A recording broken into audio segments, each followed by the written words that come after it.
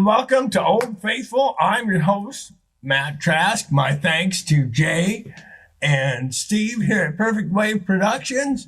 On with the show. Thanks to Brittany at Black Hills Blend for the coffee. I hope yours has cream and sugar in it like you asked for. Thank you, Brittany. I'm real thankful for that delicious coffee. Yeah. Have a good sip of that. You got to put the straw. Yeah, there you go. Okay. So my guest today is somewhat unusual. You're going to learn more about him, Mr. Wolfy Monday. How are you? I am just fine. Thank you. It's nice to see you. And the intro was a composition of your creation. Is that correct? Yes, sir. I call it Cat in the Box. It's a tragic story about a lost cat in the mailbox. A lost cat in the mailbox. Yes. Was it based on actual events? I delivered the cat to my daughter across the country in the mailbox accidentally. Wow. Okay. Well, we might not have time for that story. So there are no words in Cat in the Box. Right. It's the instrumental dirge to the cat in the box. It's sad. And you quite obviously play bass and have a bass guitar.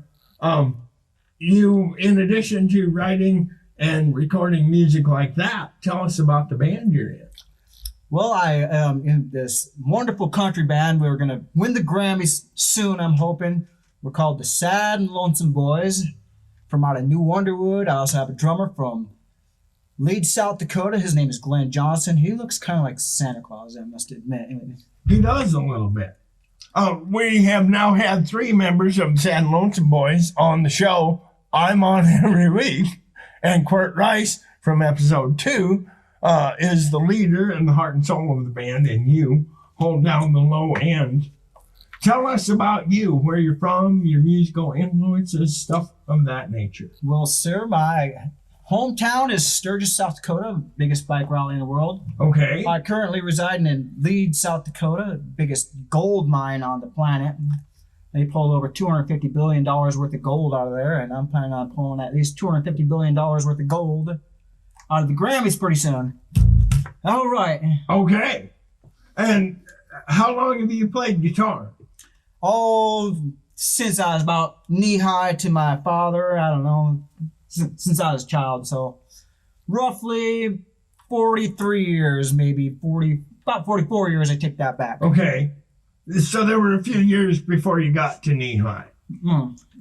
Maybe. Okay. I was still playing other things and singing at the time, too. I see. Tell us about your first guitar. Well, my first one was a Fender guitar. Yeah. It was a blue guitar. I played that. My dad hid it from me and said, you can have this guitar as long as you learn how to play it. Otherwise, you don't get it. And he gave it to me, but he wouldn't. It was April Fool's Day, and he says, okay, here's your guitar. There was no guitar. Oh. No, I was mad at him, and I went to my room, started crying because he didn't give me that guitar, and I was working real hard to learn how to play it. Right. Next thing I know, I look in my closet, and there's my guitar, and it's like, thanks, Dad.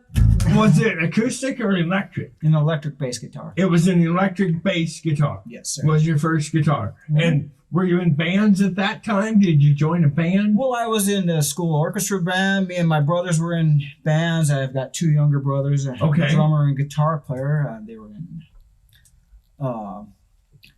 Threshold was one of the bands my younger brother Chris was in, and they played old school heavy metal. Okay. And my brother is also a drummer in the same band. In Threshold? Yeah. Okay. So, and you played bass in the school orchestra, or did you have to play some sort of horn? I played the tuba, the trombone, and the baritone. Oh, okay. So do you play guitar as well? A little bit of guitar, mostly bass guitar. And okay. I try not to go too far from what I'm passionate about. Sure. So tell us about this one here. This guitar, I found this one in Deadwood. Yeah.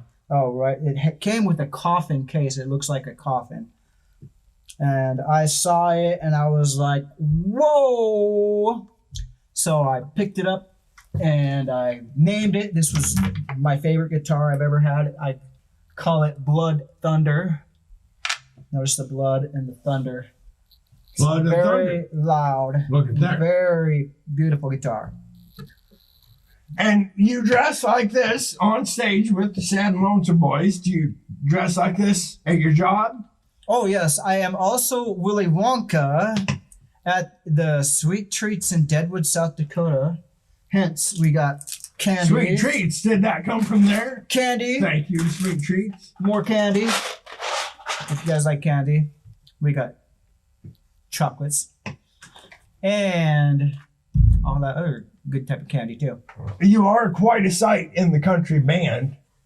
Do you wear that in the shower? No, sir. Not yet. Not unless I'm being showered with champagne or something. Do you sing much? A little bit. I do karaoke, but Okay. not much of a singer yet. Right. I'm working on it, but Where do you do karaoke at? I like the Oyster Bay is my favorite place in Okay. Deadwood. Is a really cool place to go. I recommend everyone to go there and try out one of their chocolate puppies. We are getting a hell of a lot of product placement and endorsements on today's episode. Thank you. Yeah. What else do we have to talk about here? Let me think. I don't know. You have several selections. That was just one of the many recordings you have made, which are not yet commercially available. Not yet. I wrote maybe 100 compositions, probably more. Right. All kinds of just weird type of music. I'm not your normal rock star. Sure. I'm a little bit weird. Well, you were on Facebook and Instagram, and mostly at Wolfy Monday. If anybody needed a instrumental doom music bed for a movie or a film or commercial, you could get a hold of this man, and maybe he could hook you up with something. Do you have any plans to release this stuff? Would you object to me calling it industrial doom? Industrial doom. That's all right. Maybe industrial doom, maybe a little nuclear waste added to it as well. Okay. All right. Sounds good. Mr. Monday did not bring his personal bass rig because it is in the Sad and Lonesome Boys trailer. Today he is playing through Perfect Waves Eden Metro. What a great rig for your hillbilly band or whatever, or for your industrial doom. Do you want to give us a selection of bass tones? Please, let's see here. I got what? You got a little gum on your chin. Oops. It's all right. There we go. Remember my sponsorship with Trask Hay LLC, large, round, and square bales, 515-0858.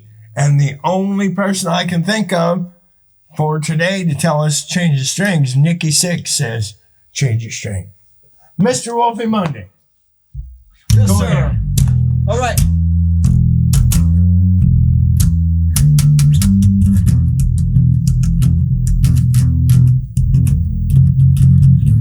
If I whisper real softly, you might hear what I say. If I whisper real softly, you might hear what I say. If I whisper real softly, you might hear what I say. If I whisper real softly, you might hear what I say.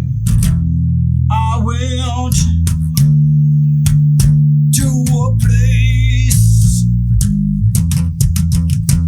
in those swamps.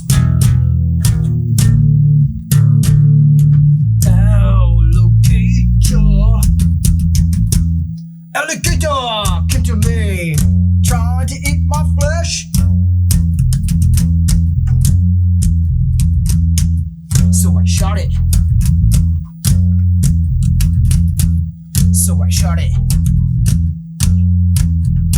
Oh no, here comes the big bad alligator machine. Look at those big nasty teeth. Why you look so mean? Don't smile too much, the big guy. Alligator, I think I'm gonna die. No, no, no, no.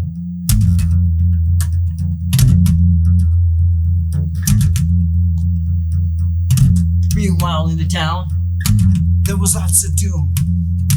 Meanwhile, in the town, they was feeling so doom.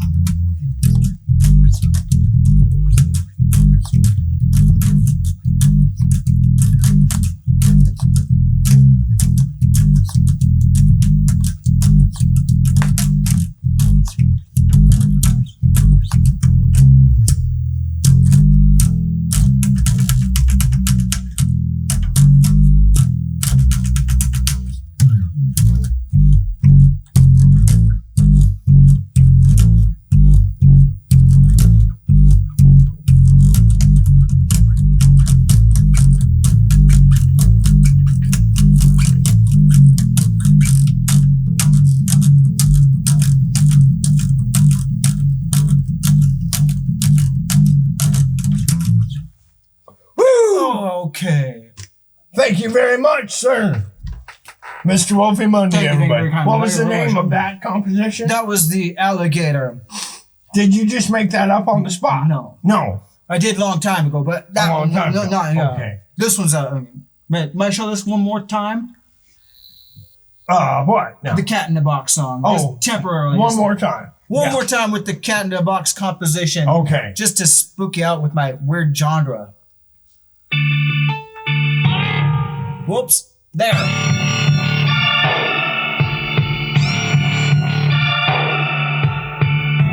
We don't hear that often in Western South Dakota. This is my castle song. Okay.